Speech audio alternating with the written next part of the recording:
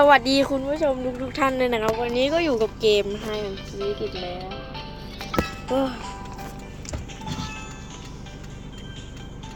วันนี้ผมก็อยู่ที่ต่างจังหวัดอยู่ที่ไหนก็ไม่รู้เปล่ากดผิด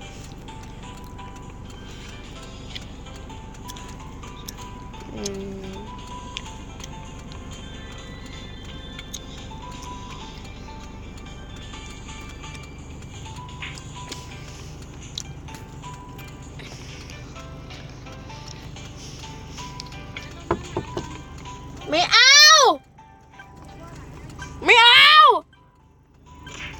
บอกว่าไม่เอา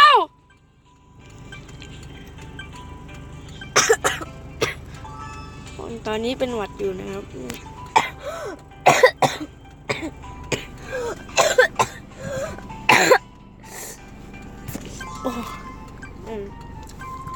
จะได้เล่นสักที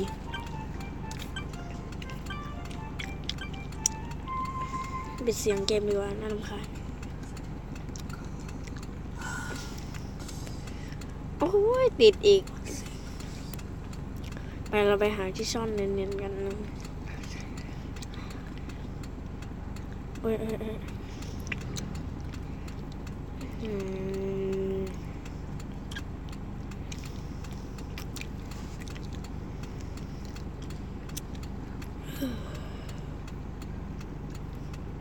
นี่ไหมวะน่าดีวะไปด้านนอกน่าจะดีสุดนะซีเมนต์ตรงนี้ก็ได้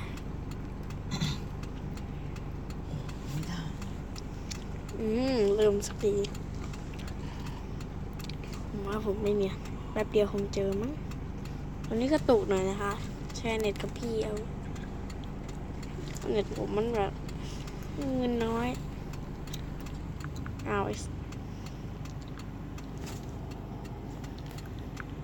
มึงก็ควรดูได้ทุกเมื่อเลยนะ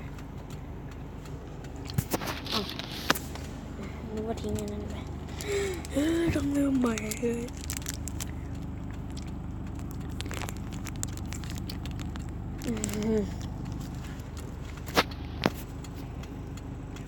โอ้ยต้องนั่งเดิม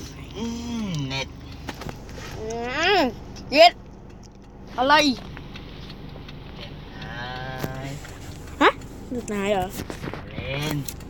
หรือว่าเน็ตหายจริงถ้าเน็ตหายเขาก็เล่นไม่ได้ดิ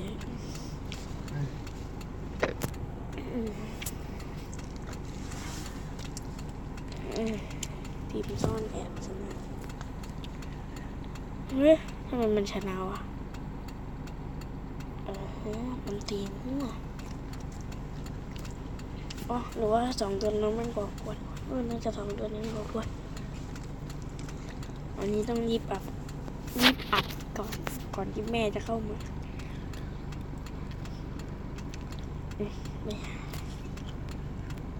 อันนี้น่าจะอยู่ตรงไหนนะ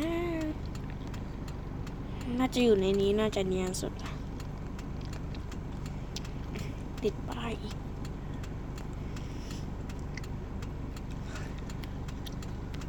เฮ้ยลง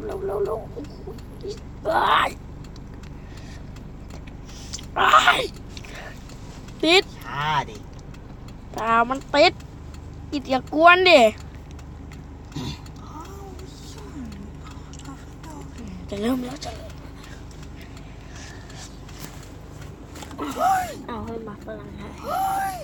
พอดีเคี้ยวหมักฝรั่งอยู่อร่อยเพลินด้วยเอาหายแล้วไปไหนวะอ้าวโอ้ยนึกว่าหายจริงจอดเล่นต่อ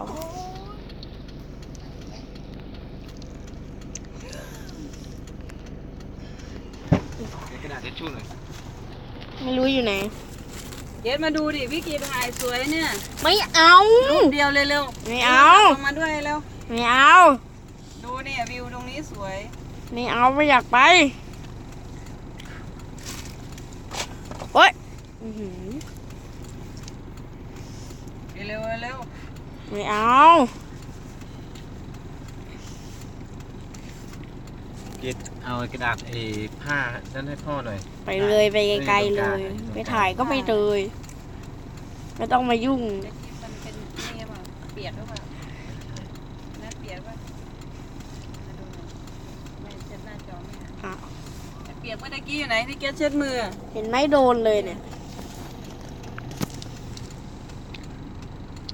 โอ้ยเป็นนี่เลยอะ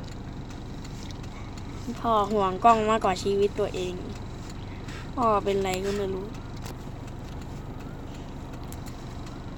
ไปเลยไปถ่ายต่อเลย ปิดด้วย เย้ พ่อออกไปได้สักที ทำไมพ่อไปแล้วเป็นไรพ่อไม่ไปแล้วเป็นหนักมากปะ เขาจะอัดคลิปต่อพ่อกวนเขาอัดไม่ได้ดูค่ะเจอแล้ว ไปดูเพื่อนดีกว่าโอ้โหเป็นหนัก อีแล้วเหรอ กิดไปเลย ให้ตบเขาให้ อ้า 3 คนถ้างั้นแม่จะไม่ให้พี่กีแชร์เน็ต ไม่เอา ไปก่อนแป๊บนึงเร็ว แป๊บเดียว ๆเร็วๆเร็ว แป๊บเดียว รอก่อนรอก่อน ๆรออะไรพี่กีเขารีบไปนี่แล้วเนี่ยเขาลงมาแล้วเร็วๆมาไปเร็ว เดี๋ยวใกล้แล้ว เอารองเท้ามาเร็ว ไม่เอาเดี๋ยวแป๊บนึงขออีกแป๊บนึงอันนี้จบก่อน เดี๋ยวค่อยไปเล่นต่อ เดี๋ยว โอเคแม่ไปแล้ว โอ้ยแม่ก็จะไล่ลงไปถ่ายอยู่นั่นแหละ ไม่รู้แม่เป็นอะไรก็ไม่รู้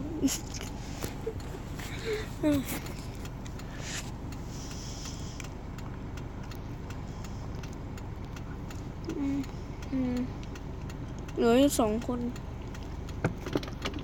กดเล่นแม่งเอาแว่นแม่ตกอีก10 วิแล้วก็จะลงไปถ่ายรูป ซึ่งน่ารำคาญชิบหาย โอเคพอดีเลย